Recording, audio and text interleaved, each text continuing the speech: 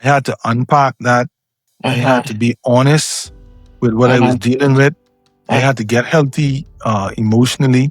I had to scale back on some things. I had to to release myself from ownership of this ministry, and that came through reading, that came through mentorship, that came through prayer, that came through just being honest.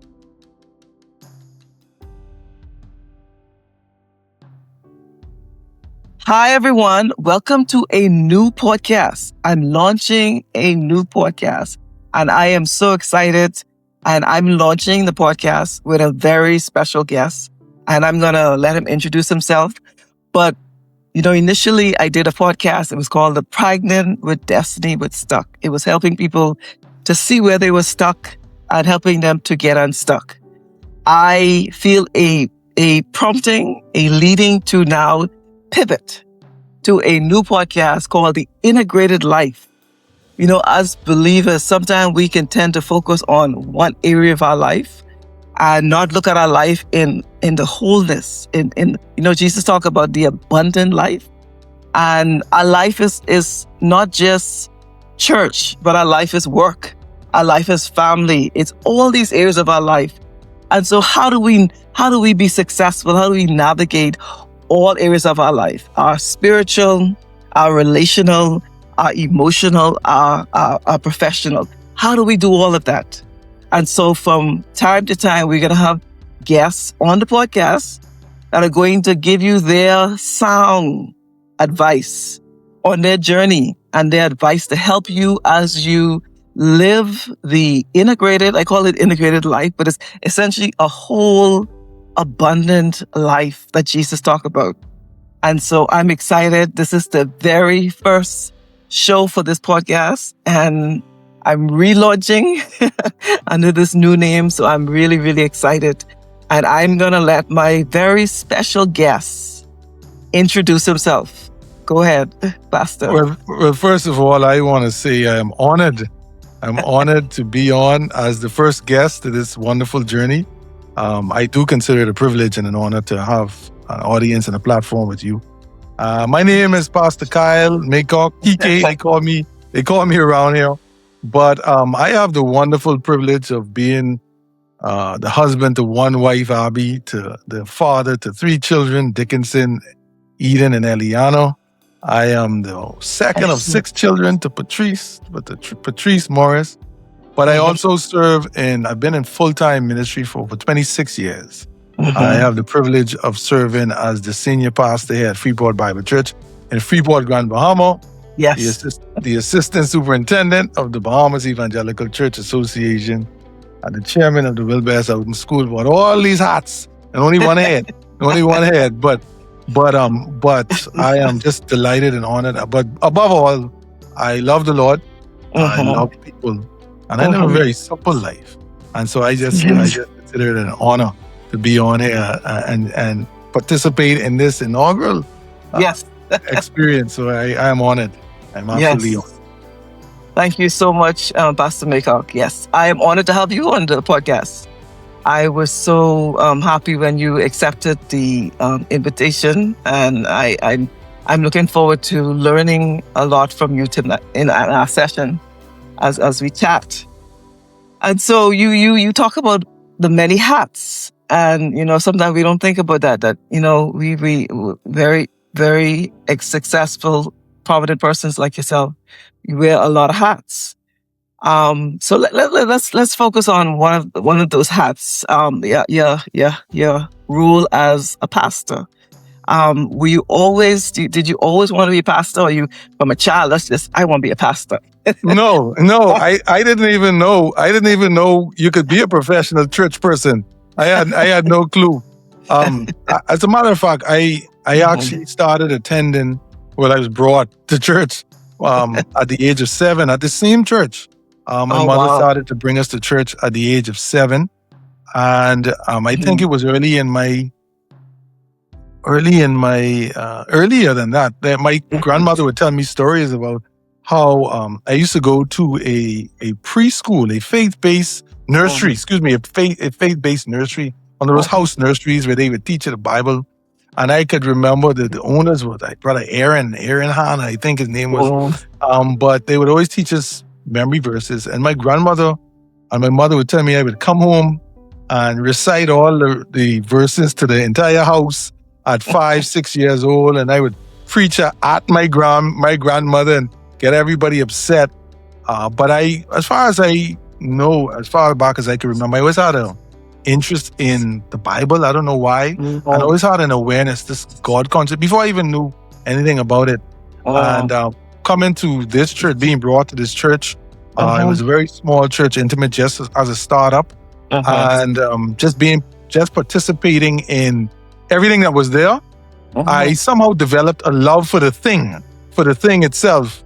And I did not know you could be a Christian. A professional church person. And I got saved in this church at the age of 17. On a watch night service, I was trying to duck church. We trying to duck church and come late, and we came late and ended up sitting to the front of the church. And that night, even after growing up in the ministry, that was the night I gave my life to the Lord, fresh out of high school. Wow. But I had a love for the thing. And I didn't know what it was, but it was caring for the people. It was everything that happened behind the scenes. It was being there. It was the prayers. And I did not know. And while everyone in my circle and graduates had these visions of what they wanted to do professionally, people were talking about nursing and doctoring, and I was so confused. I didn't know. I did not know. I just know I just loved to come to church and love to read the Bible, and I just didn't know. And I could remember one summer crying because everyone was talking about going off to school, and I didn't know what I wanted to do. I just wanted to do this. I got a sense of fulfillment, even at that age, as an 18-year-old, walking to church and opening the door, and I was an usher. I was an usher. I was the first one there, the last one to leave. I just wanted to help. And whatever I can. But I did not, to answer the question, I did not know that I wanted to. It wasn't until I was into drama. I did a lot of writing with GPL, a lot of stage acting behind the scenes. It wasn't until I think maybe I told my mother, I said, I don't know, I want to be around church. And I got a lot of criticism from it, from friends and family. Say, how you gonna make money? Go find a job. Go find a real job. But I ended up I was doing some roofing with my dad, but I was always, even on the job, I would be talking about church at 18. And it wasn't until one day the pastor just brought all the young people together and had a meeting and said, does anyone feel called to ministry? And I didn't even know what that meant. And everybody was looking at each other like, nope. And I was like, I think that's me. I think that's me. Yeah. And that was the beginning. That was the beginning of a very intentional journey where I had to, I kind of identified where my passion was before I even knew it was a profession. And so I just went all in. The church actually paid for me to go to seminary after many years of being in. I've done it all: ushering, media, youth worker, everything in the church that could be done, volunteered, everything that could be done, it was done. And then eventually I got the opportunity to be formally trained in Tampa. I did some ministry in Kenya, did the ministry in Pirates, Relme, Iguana, Matthew Town, Nagua, everywhere throughout the Commonwealth of Bahamas, and internships until I relocated back in 2009, and I've been in full-time here and in a number of capacities ever since. I was appointed in 2018 as the senior pastor here at Freeport Bible Church. Yeah. So long journey. Long journey. Yeah. A long journey. What would you say are some of your highs and lows of your journey? I would think early on, I think one of the lows, I kind of hinted to it, was not being sure of what the path looks like. I think early on I knew what I like. I discovered what I liked, but I discovered it while I was doing it. And so it wasn't as if I was sitting down waiting for the sky to open, waiting for some premonition. I was busy doing something, and I discovered what my passion is. And that helped me to identify when I identify and talk to high schoolers transitioning into that young adult phase. A lot of times they're not sure what they want to do. They have an idea of what'll make money and what. But I always tell them, so a lot of times you discover your passion, you discover what you're supposed to do as you go about your search and as you equip yourself. That's why you have a lot of people who start in biochem and 3 years down they switch majors because they discover. And so one of the challenging times was not being sure of how to make a lifestyle out of your passion, and then also owning it, and then making steps without having a real plan. Yeah. And that's very intimidating. That's the early part. Then once you get in it, I can remember going to school with $30 in my pocket, and so not being sure. And it's easy to quote scripture. It's easy to memorize songs and sing songs, but you have to learn to trust God. Yep. And that's not anything you learn in theory. That happens on the ground. So the learning to trust God, learning to wait, learning to trust His voice, being committed when you don't feel like, being diligent in tough times. These are some of the challenging times. Some of the low times actually happen in ministry. I think dealing with the ebbs and flows of people, both looking out the window and looking in the mirror. In my position, there is always a temptation to look as if you're looking outside the window. You're seeing who people are, what people are doing, and what they're doing to you, and not looking in the mirror as much as you should be. And then sometimes looking in the mirror too long can kind of distort your vision, because sometimes you look in the mirror, you don't like what you see, and sometimes you feel ill-equipped. And so, how do you? My biggest struggles have been personal.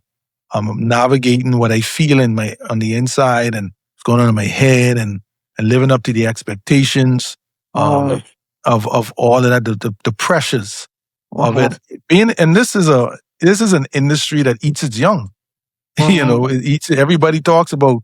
Everybody has a crush on next generation leadership and young leadership until they have to sit under it.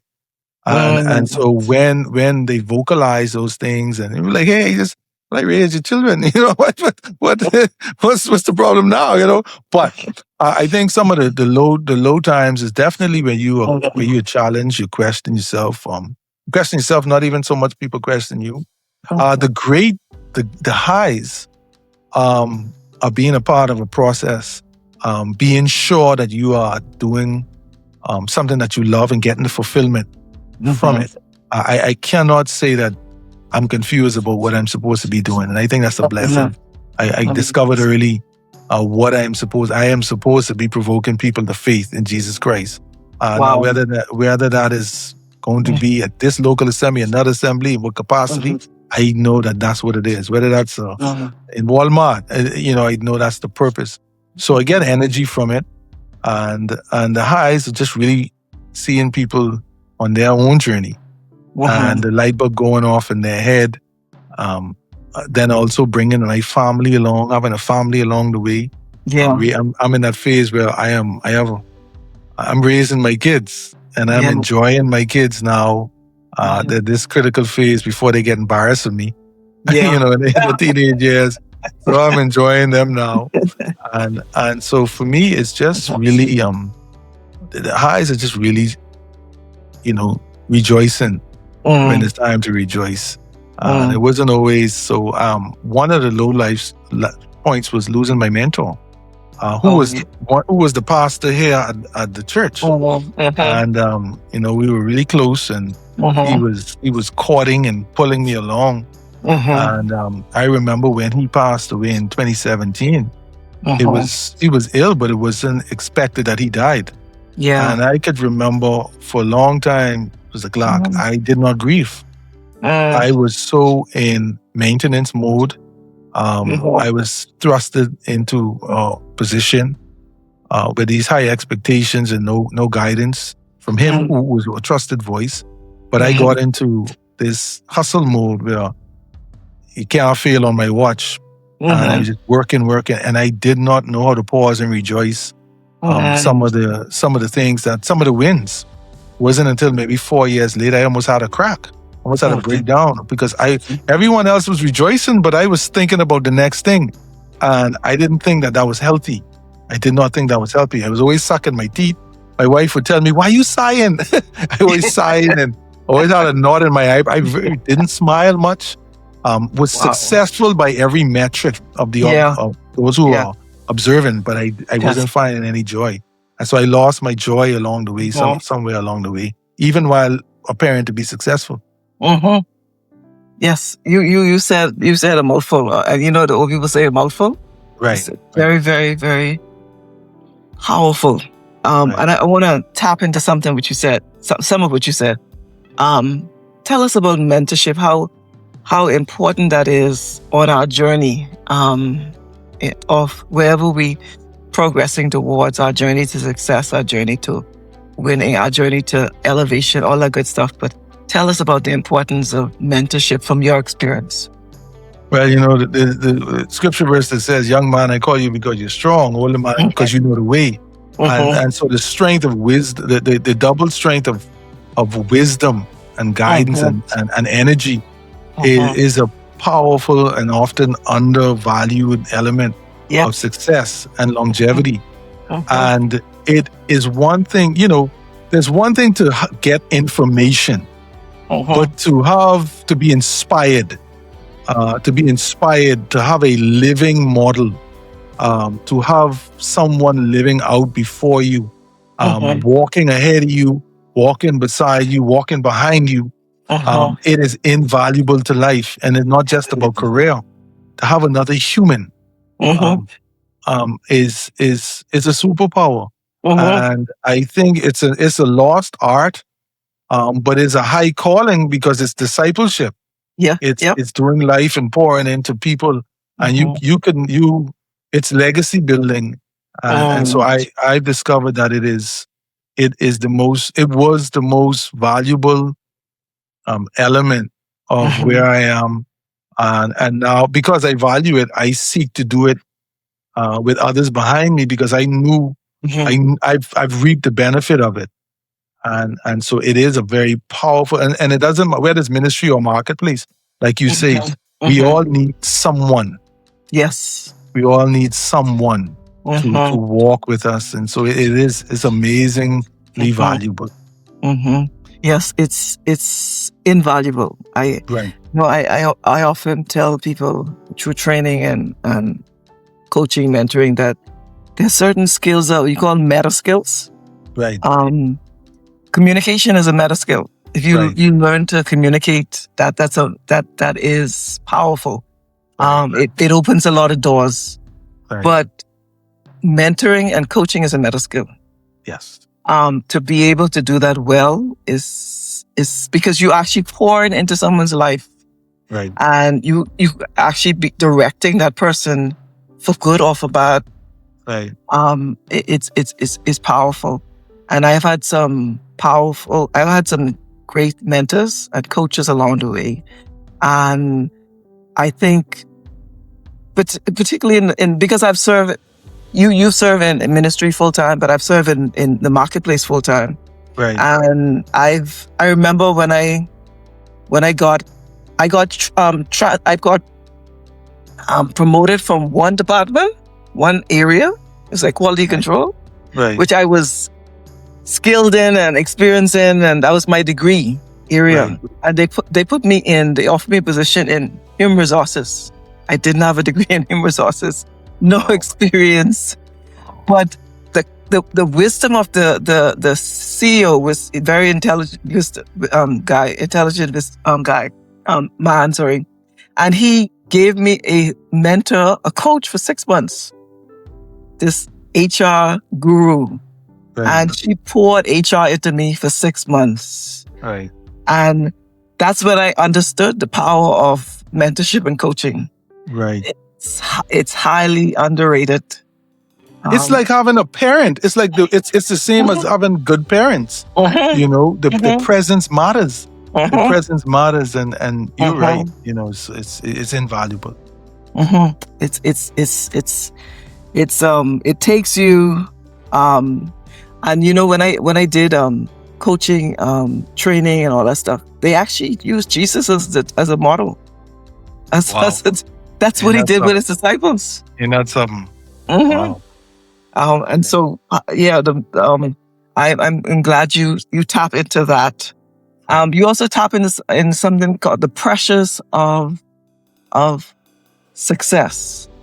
And sometimes people only see, like you said, the success. They read the metrics, they read the data, and they see the success, but they'll often see the pressure. Tell us more about that. Yeah, and you know, we live in a performance-based society, as we should. You know, I get it's a complete meritocracy for the most part, and sometimes you can get lost in that pursuit of what we deem success. Yes, to be good at something. Everybody wants to be good at something. Yeah, good at something, and you invest energy and years in trying to be the best at what you do.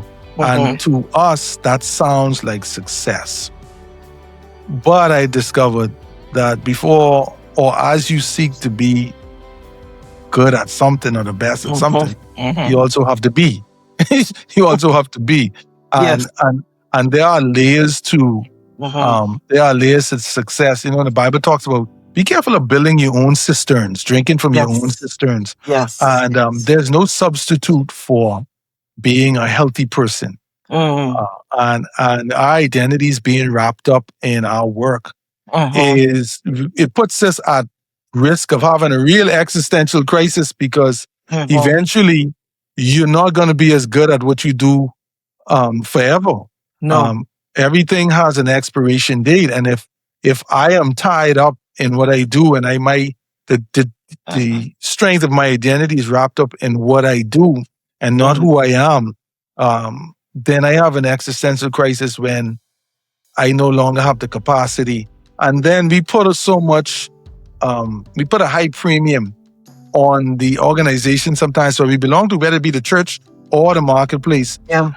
And then we discover that the guiding principle and the metric for success and all organizations, when productivity goes down, they seek to replace you. Yep. You know, because you have to keep the quality up. Yep. And it's not that you want to diminish quality. Sometimes you lose strength. Sometimes life happens. And then there's a sense of betrayal when I can no longer perform. Yeah.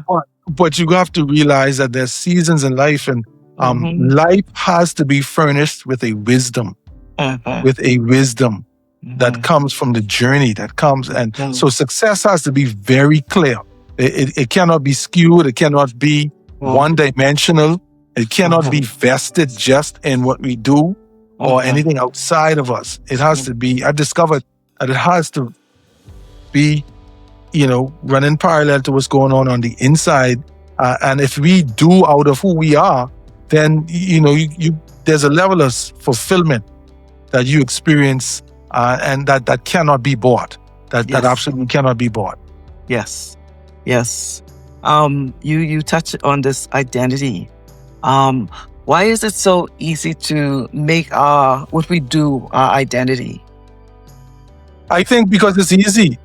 It's easier to work with our hands than work on our heart and in our mind. And a lot of times, work becomes a project or an escape from some of the things that we do. Some people are excellent at what they do because they channel that trauma, passion, and energy, negative energy, into something productive, but they never really deal with it. So sometimes work and the pursuit of career is a healthy distraction from reality, and it makes us really good. So we invest the time, the energy, the creative resources, all of itself into it. and it become, and then there's the reward on the end.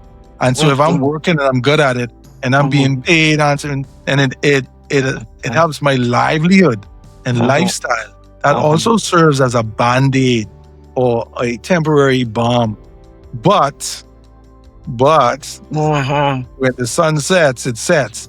and no matter what happens, those little giants become big giants. But it's very important. It's very, very important that we do not get too wrapped up in getting too much of our identity from what we do.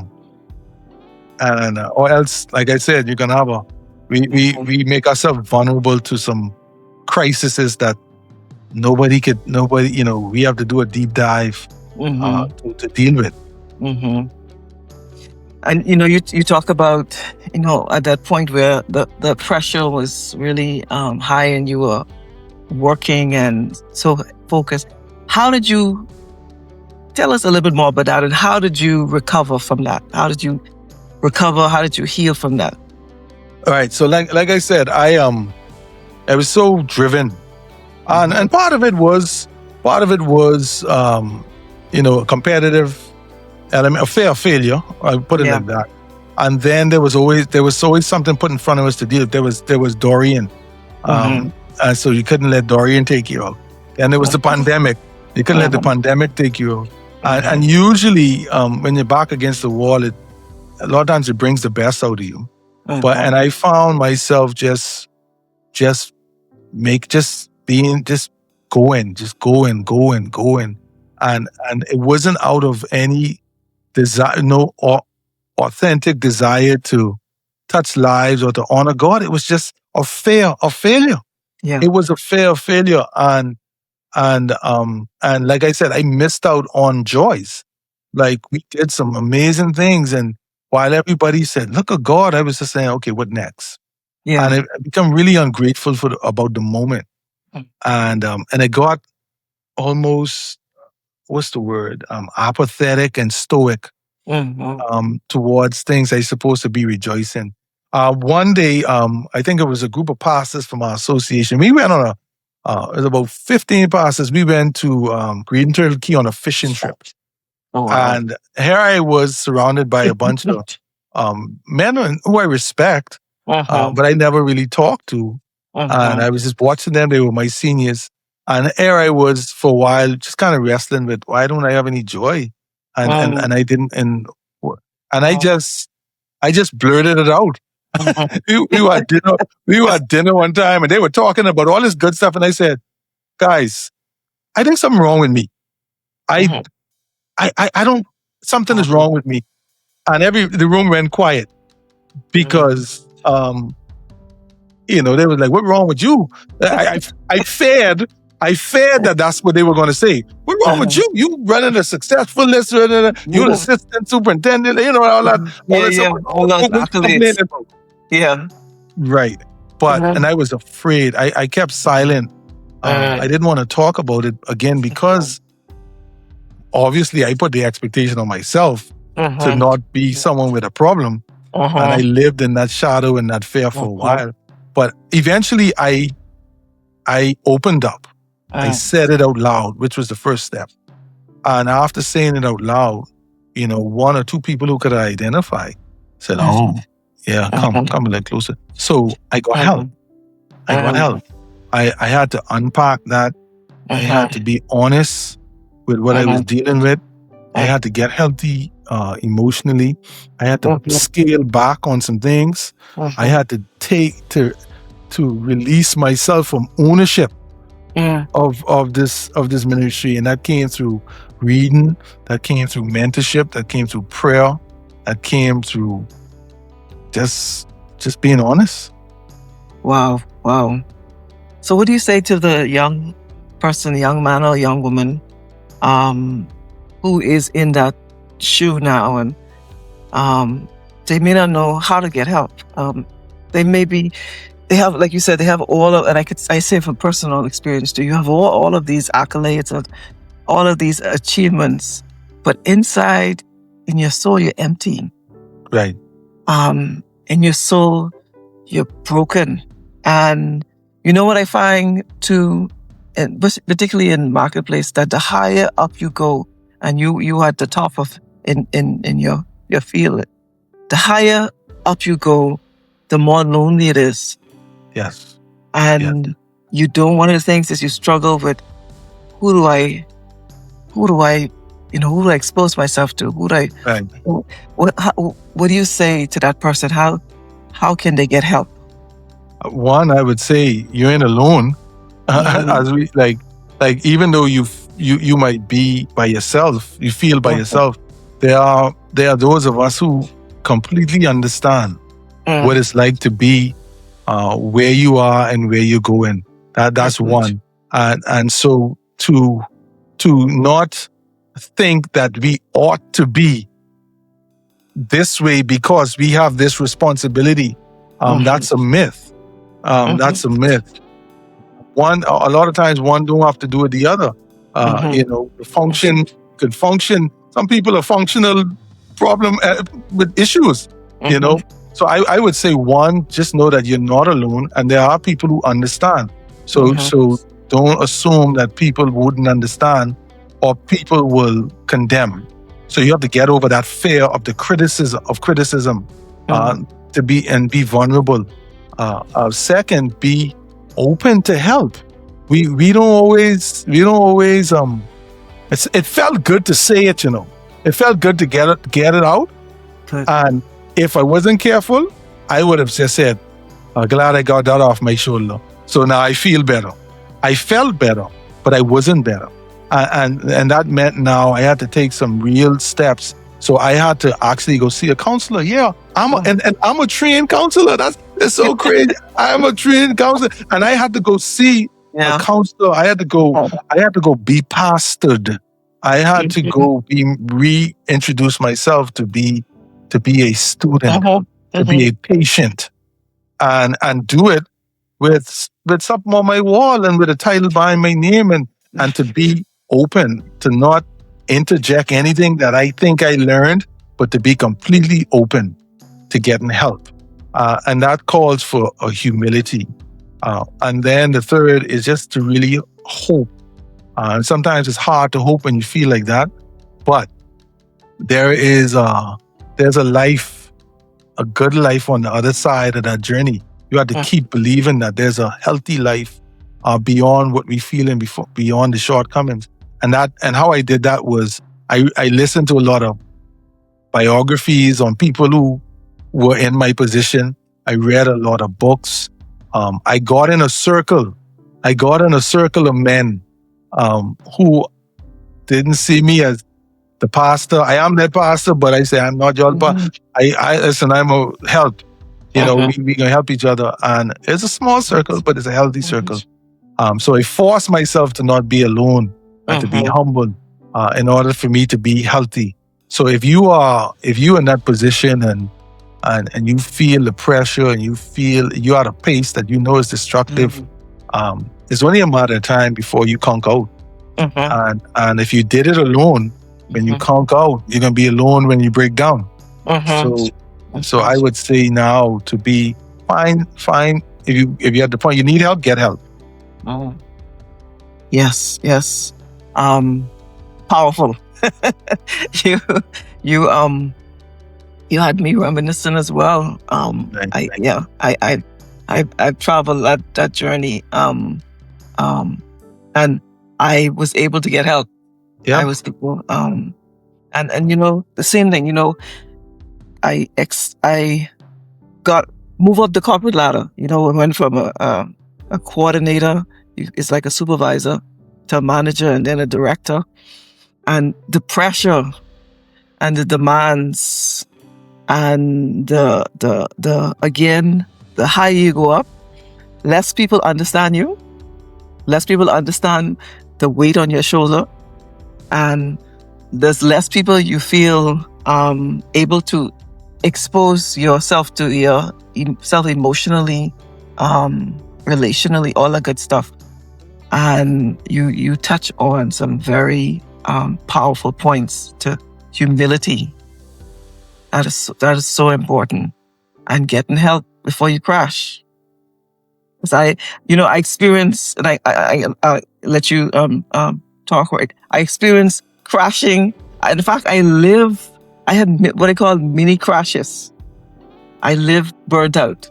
And so what you said was powerful.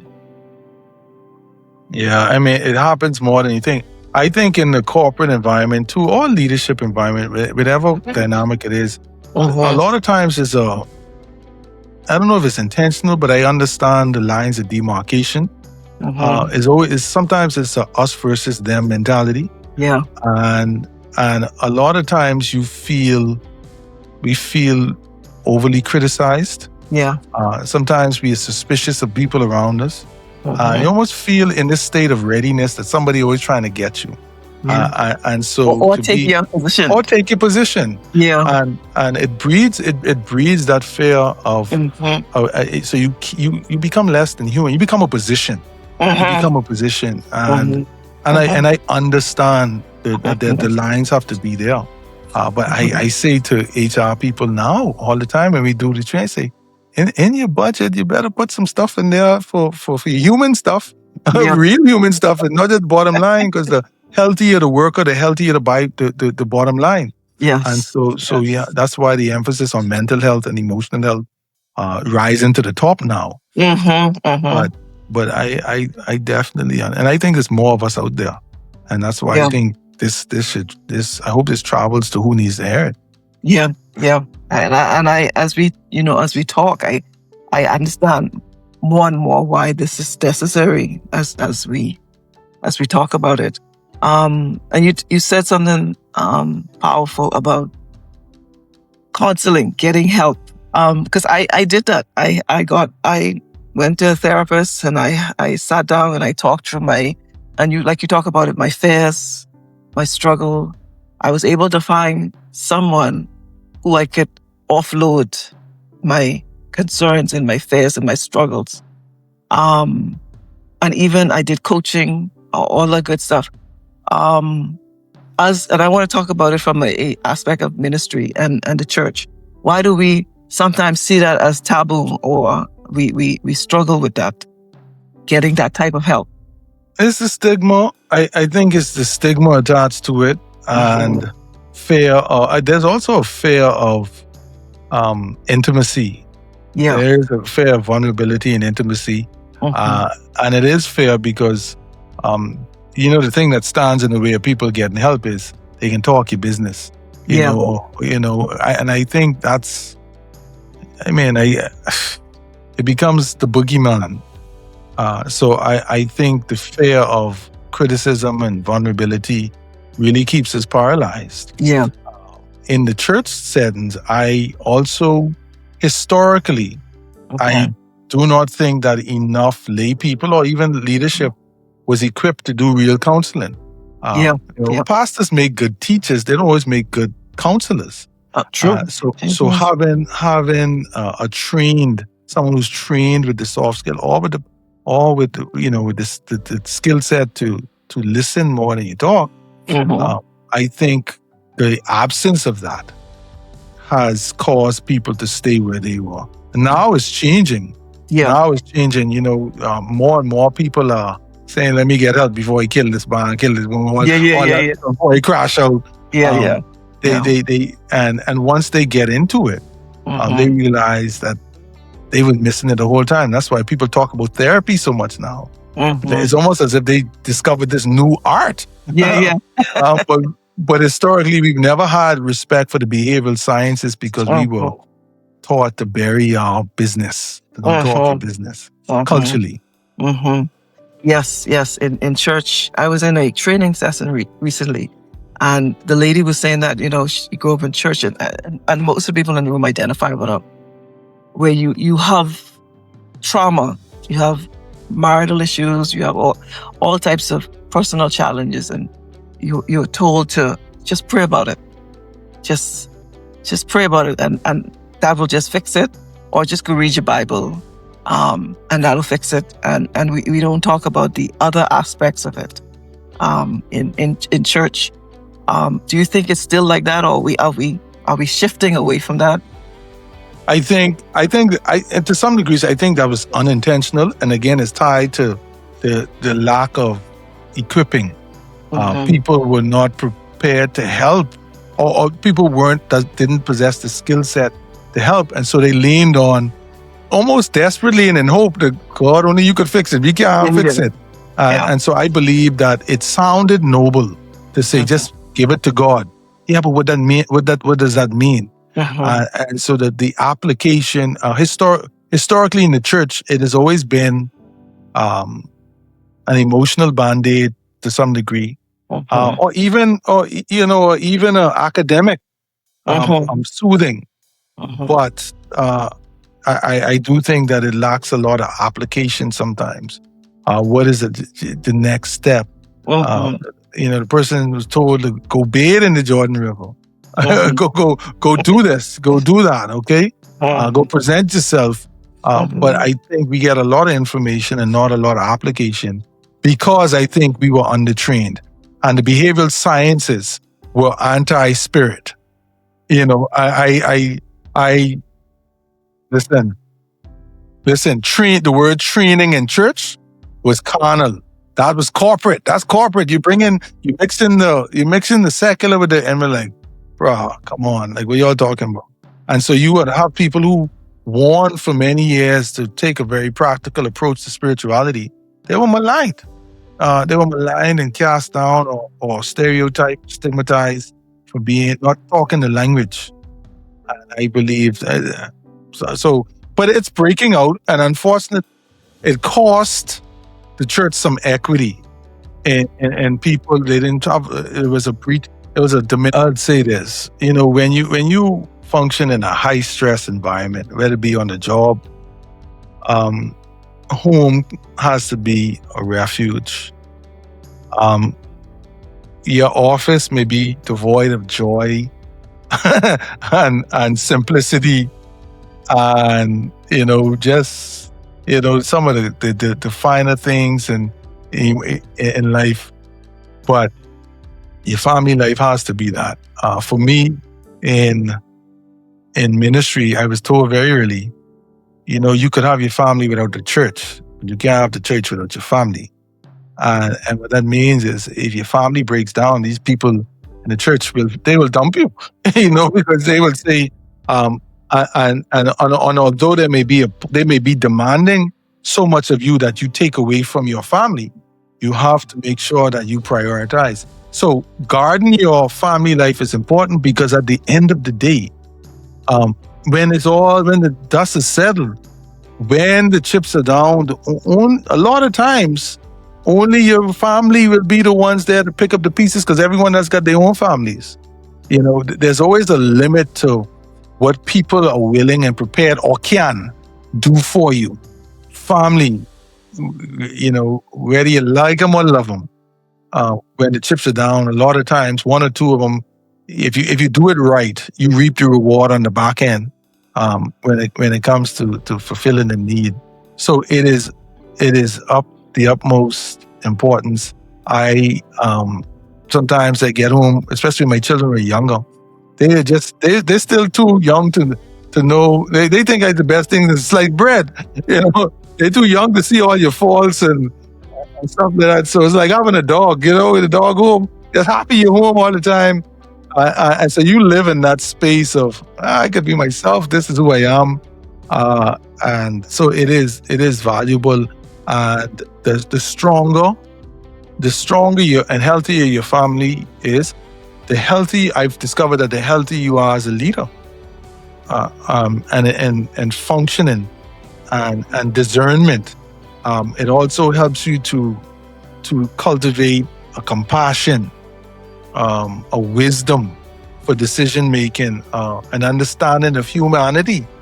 I think when you have a healthy family, you are a healthier person and a healthier leader. That's what I've discovered.